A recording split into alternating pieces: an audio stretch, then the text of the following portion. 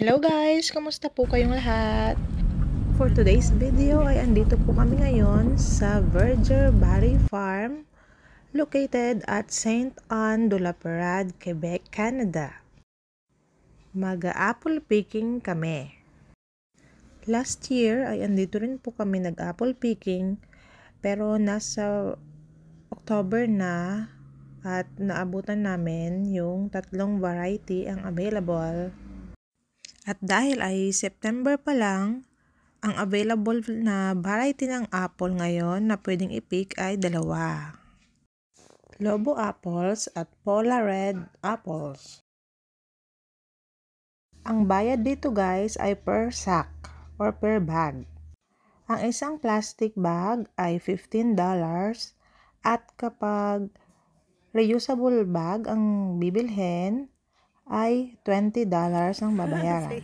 Kaya doon na tayo sa reusable bag para safe ang ating mga apples.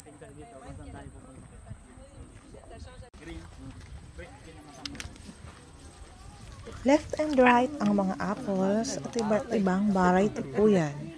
Ang classification nila ay ang kulay ng ribbon na nakatali sa puno ng apples.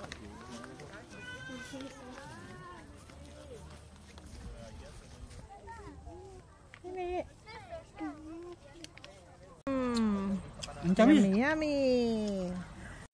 Eto guys ang mga Lobo apples. Masarap yan. Wow. At hindi siya nakakasawang kainin. At habang nagpipicking ay pwedeng-pwede tayong kumain. Kaya kung gutom ka, pagpunta dito sa apple farm ay uuwi kang busog. May mga bit-bit pa. Malawak po ang farm na to at sabi ko nga ay iba't ibang variety ng apples ang nakatanim dito. Mas maganda rin na bago bumisita sa apple farm ay tumawag muna sa kanilang hotline or bisitahin ang kanilang FB page para updated kayo kung ano yung variety ng apples ang available.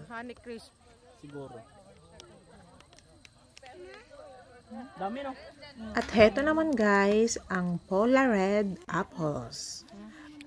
Masarap siya. Matamis at may konting asim.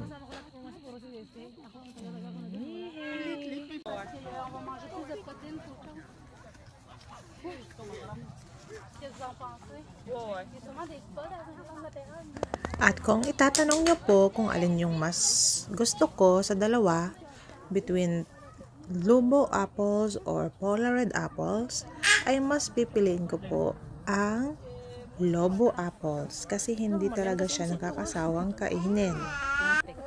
Maraming salamat po sa panonood at ingat po tayong lahat. God bless everyone!